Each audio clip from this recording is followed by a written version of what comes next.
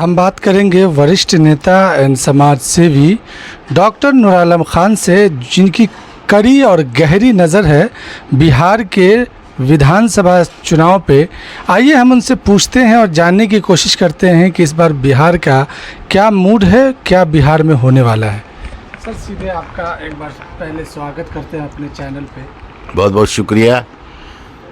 अभी मौजूदा जो इलेक्शन असेंबली का होने जा रहा है, हम तमाम आवाम से, बिलखसूस उन तमाम ऐसे दानिश्वरों से कि ये इलेक्शन में हमारी भागीदारी, हिस्सेदारी, वो उम्मीदवार, ऐसे उम्मीदवार आपके मैदान में हैं, आपको का वोट लेना चाहते हैं, जिनका 5 वर्षों में कहीं भी उन्हें देखा भी नहीं गया। और बिलखसूस मैं अक़लियत तबका के लोगों के हकूक़, उनके जान माल और की सुरक्षा, और अभी जो पूरे देश में, मुल्क में जो फ़िज़ा बनी है नफ़रत की, उस नफ़रत को कैसे ख़त्म किया जाए। और आपने देखा होगा कि अभी असेंबली में जिन लोगों को टिकट दिया गया, बहुत ऐसी पार्टी जो भाजपा मुसलमानों की हमदर्द अपने को जो वक्फ एक्ट में तरमीम करके मुसलमानों के जायदाद को ख़त्म करने का जो पहल किया, उसमें ऐसे लोग जदयू के साथ हैं। आज उनको जिन्होंने नीतीश कुमार ने पहले 10, 11, 12 सीट दिया करते थे, आज 4 पर है। और गौर कीजिए कि आपका कांटी, आपका महुआ, आपका सीवर, मरहौरा, ऐसे तमाम जगहों को उसने काट दिया। गौरतलब है कि भाजपा ने तो पहले से आपको टिकट देना बंद कर दिया है, और ये नीतीश बाबू भी अब 8, 12 से 4 पर आ गए हैं। तो ये गौरतलब है। और फिर अभी जो एक माहौल है, सबसे बड़ी भी अफसोस की बात है कि हमारी जनसंख्या 19% है, और हमें टिकट अगर मुतालबा किया जाता है तो 2, 4, 5। और सबसे बड़ी बात है कि हम आज भी सेकुलर हैं, कल भी हम सेकुलर हैं, और देश की एकता, अखंडता, भाईचारगी को आगे बढ़ाना चाहते हैं। मुसलमानों ने हमेशा दूसरे को अपना रहबर माना। आज़ादी के बाद पंडित जवाहरलाल नेहरू को माना, इंदिरा गांधी को माना, राजीव गांधी को माना, सोनिया गांधी को माना, राहुल गांधी को माना, मुलायम सिंह यादव को माना, ये आपको लालू प्रसाद यादव को माना, लेकिन मुसलमानों ने मुसलमानों को नहीं माना। लेकिन आज बड़े अफसोस की बात है, वीआईपी के मुकेश सहनी, उसको 15 सीट दिया जा सकता है, लेकिन एमआईएम को आप जब मांग किया गया, मुतालबा किया गया, तो आपने नहीं दिया। तो आप यही से अंदाज़ करिए, आज आरजेडी में मुसलमान हैं अब्दुल बारिश सिद्दीकी, फातमी साहब, अगर दीगर लोग, ये सिर्फ यानी एक नुमाइश के तौर पर इनका इस्तेमाल होता है। लेकिन अगर आवाज़ अक़लियत के लिए ये लोग नहीं उठा सकते, अगर उठाएंगे तो अपने औलाद के लिए, अपने सगे संबंधी के लिए। क्या इससे अक़लियत का विकास हो सकता है क्या? सर, आरजेडी को मुसलमानों के लिए ख़ास तौर पे हमदर्द पार्टी कही जाती है, तो उससे भी मुसलमानों को बहुत कम ही टिकट दिया गया। हाँ, तो बड़े अफसोस, इसलिए मैं आपको कहना चाहता हूँ कि मुसलमानों को पहले भी बेवकूफ़ बनाया जाता रहा है, और आज भी बनाया जाता रहा है। आने वालों में जब भी हम एमआईएम के असुद्दीन अवैसी को हम मुबारकबाद देना चाहते हैं कि उन्होंने सिर्फ एक कौम से पार्टी बन नहीं सकती है, उन्होंने चंद्रशेखर आज़ाद को मिलाने का काम किया है। और इसको अभी जो हालात है, फ़िज़ा है, चूँकि फस्ताई ताकतों को पसपा करना है, इसलिए हमें मतलब आरजेडी का जो अभी मखौटा है, तो उसको कामयाबी कामरा। लेकिन आइंदा आपको अपनी जमात, अपनी तंजीम को मजबूत करना है। दिगर जो पसमानदा दलित हैं, पिछड़े हैं, और अक़लियत की एक जमात अब बनकर आप अपने मुतालबा को आगे बढ़ा सकते हैं, कर सकते हैं। बहुत सारे अक़लियती तंजीम बने हुए हैं, तो क्या लग रहा है अभी उसके लिए, मुसलमानों के लिए वो कितना ज़्यादा कारगर साबित हो पा रही है? नहीं, इसलिए नहीं हो पा रही है कि सिर्फ इंडिविजुअल कैपेसिटी में थोड़ा देर के लिए आपकी कामयाबी हो सकती है, लेकिन मास की कामयाबी, अक़लियत की कामयाबी और देश में अगर भागीदारी चाहते हैं तो 70% दलित समाज के लोग हैं, आज सताए जा रहे हैं, उनके भी हालात बदतर से बदतर है। इसलिए अक़लियत, दलित और जो पसमानदा तबकों को मिलाकर एक जमात बने और उसमें कामयाबी व कामरानी बनाना है। नहीं तो ऐसे मुसलमानों ने बहुत सी जमात है, लेकिन उस तरह से जो पहल होना चाहिए वो पहल नहीं है, बल्कि सेकुलर जहन से ही आगे आप को बढ़ा सकते हैं। सर, आप एक वरिष्ठ समाज सेवी है, नेता भी है, आपने लालू प्रसाद यादव का भी ज़माना देखा है, साथ में आपने नीतीश कुमार का भी जो शासन का ज़माना सबको देखा है। आपको क्या लगता है मुसलमान अभी दोनों की हुकूमत होने के बावजूद बिहार में किस पोजीशन में अपने आप को महसूस कर रही है बिहार के मुसलमान जो है? देखिए, दोनों का अगर मुआवजना किया जाए तो सिर्फ लॉलीपॉप देने के अलावा कुछ नहीं हुआ है। वो लालू जी का भी 15 साल वक्फा रहा है, नीतीश जी का भी रहा है। उन्हीं चाटुकारों को मतलब वोहदा पद दिया गया जो उनका कसीदा पढ़ने का काम किया। आम मुसलमानों का की जो भलाई होनी चाहिए वो नहीं है। आज तालीमी, मासी और दीगर शोबे में मुसलमानों की हालत बद से बदतर है, जो सच्चर कमेटी की रघुनाथ मिश्रा की रिपोर्ट भी बताती है। हमारी तालीम में यानी दलित से भी 0.4% हमारे ग्रेजुएशन दीगर में हो रहा है। तो इसको आगे बढ़ाने करने की एक बड़ी अच्छी बात अभी बिहार में हमारे एक खान सर हैं, वो मैंने एजुकेशन में अपनी एक कोचिंग के ज़रिए एक अपना नाम पैदा कर रहे हैं। जैसे अबुल कलाम साहब ने बी करके मिसाइल मैन और उन्होंने प्रेसिडेंट ऑफ इंडिया के पद पर रहकर एक उन्होंने जो मिसाल कायम किया है। और उसी तरह से इस जब तक ऐसे लोग पैदा होंगे जो सब जमात को लेकर आगे बढ़ेंगे तो अक़लियत का होगा। क्योंकि आज पूरे फ़िज़ा में हर जगह जहाँ भी टीवी चैनल को खोलिए तो मुसलमानों का ही जो किया जा रहा है और नफ़रत की फ़िज़ा चारों तरफ है। नफ़रत ख़त्म होना चाहिए, मोहब्बत के चिराग को आगे बढ़ाना चाहिए। हम अक़लियत तमाम समाज के लोगों से अभी मौजूदा जो इलेक्शन होने जा रहा है ऐसे ही उम्मीदवार को मुंतखब करें जो आप देखें कि उसका किरदार कैसा रहा है, आपका उसके साथ इखलाक कैसा रहा है और 5 सालों में आपसे उसके अच्छे कैसे संबंध रहे हैं और सेकुलर जहन पर उसका क्या तासुरात रहा है। ऐसे चीज़ों को मुआवजा करना होगा, तभी अपना वोट देने का काम करें। पैसे के बहकावे में जात अपात से अलग होकर, मज़हब से अलग उठकर अपनी एकता, अखंडता, भाईचारगी के चिराग को रोशन करना है। अपने मान और सम्मान, इज्जत के लिए आगे बढ़ना है और देश को बढ़ाना है। हम आप तमाम लोगों से फिर अपील करना चाहते हैं। बहुत जगह जो कुछ दम भरने वाले सेकुलर हैं, सेकुलर सब नहीं हैं, सिर्फ नाम नमूद के हैं। जब आपके का कोई काम आता है तो पीछे हो जाते हैं। सिर्फ हमें बेवकूफ़ अभी तक बना ही जाता रहा है।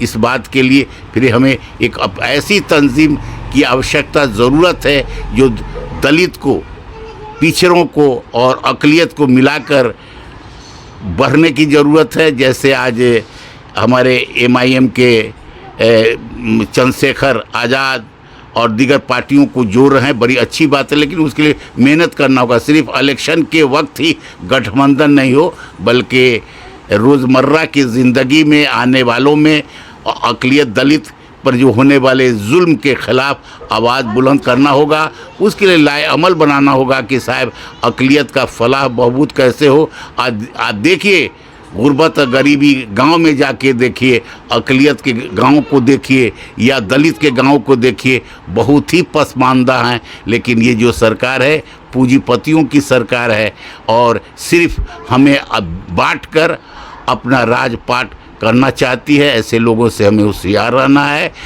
ऐसी हुकूमत बने जिसमें अक़लियत, दलित समाज और सभी का विकास हो। सर, एक अहम सवाल अभी लोगों के जहन में ये है कि जब वोट करने जाए तो क्या मुख्यमंत्री का चेहरा देखकर वोट करे या पार्टी देखकर वोट करे या फिर जो कैंडिडेट आपके शहर का है, आपके क्षेत्र का है, उसको देखकर वोट करना चाहिए? बिल्कुल सही बात आपने सवाल उठाया है। हमें ये देखना होगा जो जिस क्षेत्र में जो उम्मीदवार है वो कैसा है, आपके साथ उसका संबंधन और विकास में आपके साथ आपके दुख सुख का वो साथी है कि नहीं। सिर्फ पार्टी ने दिया, बहुत सारा ऐसे लोग हैं जिस पार्टी ने कल तक वो सेकुलर था, आज भाजपा में चला गया। एक मिसाल है, अभी कुछ दिन पहले लोकसभा का इंतखाब हुआ, अजय निषाद साहब आए, आज उनकी बीबी भाजपा में चले गई। कैप्टन निषाद बहुत बड़े समाजवादी थे, इसलिए उस पर नहीं जाना, व्यक्ति को देखना है, उसको तौलना है। अभी हम यही अपील करना चाहते हैं कि आप पार्टी से ऊपर उठकर आप ये गौर करना है कि वो उम्मीदवार कैसा है, आपके साथ आपकी दुख सुख का वो साथी है कि नहीं, और आपकी आवाज़ में लब्बैक कहने वाला है कि नहीं। वैसे ही को उस दिन साफ तौर पे डॉक्टर नूर आलम खान, जिनकी गहरी निगाह है ये तमाम पॉलिटिकल पहलुओं पर, उन्होंने साफ बताया कि अगर आपको वोट करना है तो सबसे पहले आपकी जो जिम्मेदारी है कि आपका जो लोकल जो लीडर है, जो उम्मीदवार है, वो कैसा है, उसकी छवि कैसी है, लोगों से मिलना जुलना, समाज में उसकी किस तरह से लोगों से मिलने जुलने की भाव है, उसी एतबार से आप वोट करना चाहिए। इनका साफ तौर पर ये कहना है। इसके अलावा सर, अगर इस चुनाव में देखा जाए तो कई अहम पहलुओं पे बातचीत हो रही है, आपको उस निगाह पे क्या देखते हैं कि क्या वाकई में इसमें जो है इस चुनाव में सरकार बदली जाएगी या फिर से नीतीश कुमार सरकार में आएंगे? देखिए, इस बार का जो इलेक्शन हो रहा है मेरे अंदाज से यानी कांटे का इंतखाब है। दोनों पार्टी एनडीए हो या महागठबंधन में कमो बेश से ही ये सरकार बनने वाली है। अगर सरकार बनती भी है तो बोतल वही है, सिर्फ लेबल बदलेगा। आज आप कह रहे हैं कि ये अभी नीतीश जी 10-10 हज़ार देकर उन औरतों का वोट लेने की एक प्रक्रिया है, और वो वोट तक उसमें कितना तब्दील हो सकता है। जिससे तरफ आपको तेजस्वी जी कह रहे हैं कि मैं ये करूँगा वो करूँगा, तो ये सिर्फ इलेक्शन, उसके बाद भी जद्दोजहद होना, उसकी लड़ाई होने की ज़रूरत है, लेकिन नहीं, लोग अब समझ रहा है। लेकिन अभी समझ से हम लोग बहुत दूर हैं। हम लोग जात पात की राजनीति से और एक दूसरे के बहकावे में बहकर अपने वोट को भी हम ज़ाय करते हैं, बर्बाद करते हैं। सर, एक अहम बात इससे, जो अभी 2025 का जो इलेक्शन है और पिछले विधानसभा इलेक्शन में आपको क्या बदलाव देखने के लिए मिल रहा है? जबकि एक अहम भूमिका इस चुनाव में देखा जा रहा है कि प्रशांत किशोर की जो जनसुराज है उसका भी काफ़ी ज़्यादा प्रभाव, क्या लगता है इससे किस पार्टी को फ़ायदा हो सकता है या किसको नुकसान ज़्यादा हो सकता है इस पार्टी से? जनसुराज पार्टी जो है, यानी इसमें ज़्यादातर अगर देखा जाए तो उसमें ये महागठबंधन को ही नुकसान के पहलू ज़्यादा हैं। इसलिए वही वोट जो आप किसी वजह से तेजस्वी से जो नाराज़ हैं, वही लोगों का प्रशांत किशोर को वोट मिलने वाला है। जो भाजपाई वोट है वो वोट की टूट नहीं होगी, कहीं फर्क पड़ेगा महागठबंधन। हाँ, महागठबंधन को उसमें फ़र्क पड़ेगा, गठबंधन में फ़र्क पड़ेगा, चूँकि वही वोट यानी कट कर उनके उम्मीदवार में अगर 5 से 10% ही वोट होगा तो कट जाएगा। जैसे अनुमानित इस एतबार से सर महागठबंधन की सीट इस बार कम हो जाएगी क्या? जैसे हम लोगों ने एक आकलन है, जो बिहार अकलती विकास मंच हमारा फ्रंट है, उसका मैं संयोजक हूँ, इसलिए हम लोगों ने डिफरेंट टाइप से जो लिया है, तो उसमें मतलब आरजेडी को 70 सीट प्राप्त होगी, 20 सीट कांग्रेस को और 20 सीट CPI को और 10 सीट मान लीजिए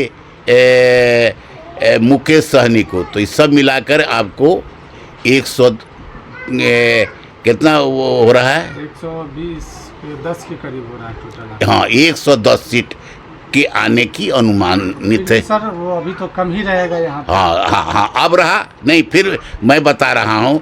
तो ये असदुद्दीन ओवैसी की पार्टी 7 और प्रशांत 5, 12 कितना हो गया, और ये हो गया 23 से 22 सीट। हाँ, 122 सीट, यानी इनके सहयोग से, मेरा जो अनुमानित है इनके अभी भी आपका अनुमान है कि बगैर MIM को मिलाए हुए कि आज ये महागठबंधन की सरकार नहीं आ सकती है नहीं बिहार आ में? सकती। जी जी बिल्कुल, जो हमने देख रहे हैं कर रहे हैं उसमें MIM और प्रशांत किशोर की का भी अगर वो उनका सहयोग होगा तभी सरकार बन सकती है। इसलिए बहुत जगह है क्या महागठबंधन में भी ये है कि जहाँ जहाँ महागठबंधन है वहाँ कांग्रेस का उम्मीदवार भी है, RJD का उम्मीदवार है, तो वोट किस पर जाएगा? दोनों वोट जब बटेगा तो सीट कम होगा। करीब 9 से 10 सीट ऐसे हैं जहाँ पे महागठबंधन है, RJD और जो है महागठबंधन के दूसरे जैसे कांग्रेस ने भी अपने वहाँ पे जो है अपने प्रत्याशी उतारा है, तो क्या इससे भी तो सीट में फर्क पड़ेगा ना? जी जी, तो वही हम बता रहे हैं। इसलिए ये 8-10 सीट जो है आपका कमी होगा। और जहाँ तक बता रहे हैं कि दूसरी तरफ NDA में 70 वो भी बराबर होगा, 70 भाजपा, नीतीश बाबू का सीट कम होगा, 30 से 40 से ज़्यादा सीट होने वाला नहीं, बढ़ने वाला नहीं। 10 सीट आपको चिराग पासवान और 4 या 5 मिलेगा आपको, मतलब जीतन राम मांझी और कुशवाहा जी को। तो सर इस एतबार से NDA को अगर देखा जाए, आपने जो आकलन दिया है करीब 30 के करीब 130 के करीब उसका सीट हो जाए। 30 कहाँ होगा, 70 अगर देखा जाए भाजपा का, 30 है नीतीश, तो 100 हो गया ये जी, और उसकी 10 चिराग पासवान कितना, 110 4 114 हो गया, 4 नहीं 118 118 जी। तो वो भी मतलब जी जी जी जी काफी टक्कर का हाँ, तो दोनों टक्कर का है। कुछ आते आते 10 सीट NDA पर चल सकता है या 10 सीट कट के महागठबंधन पर आ सकता है, यही है। इसलिए ये नहीं है कि उनको 100 मिल गया इसको 50 मिल गया, ऐसी नहीं, कांटे का टक्कर है। और इसलिए अब जनता भी मूर्ख नहीं है, बेवकूफ़ नहीं है, और इसलिए जहाँ जहाँ उम्मीदवार के हैसियत से ताल्लुकात के बुनियाद पर, अब बहुत जगह पैसा के बुनियाद पर भी वोट खरीदा जा रहा है, खरीदा गया है। टिकट में भी ऐसा ही बंटवारा हुआ है, कोई एक पार्टी नहीं, सब पर है इल्ज़ाम कि साहब ने पैसा लेकर टिकट दिया है। ये थे महान समाज सेवी और गहरी निगाह रखने वाले पॉलिटिकल हर पहलू पे डॉक्टर नूर आलम खान साहब, जो अपने अंदाज से तमाम चीज़ों को बता रहे थे। बिहार अक़लियती के ये विकास मंच के संयोजक भी है और कई सारे पहलुओं में इन्होंने समाज के लिए काम किया है, काफ़ी ज़्यादा इनका वर्क है और इन्होंने अपने अनुभव से सारी आकलन को बताया है। देखना यह है कि इस बार चुनाव इनके एतबार से काफ़ी टक्कर का है पिछले चुनाव से। अब इसमें सरकार बनाना है किसके लिए आसान है, किसके लिए मुश्किल है, ये तो आने वाला वक्त ही तय करेगा। जब तक हमारे इस चैनल को लाइक और फॉलो ज़रूर करिए।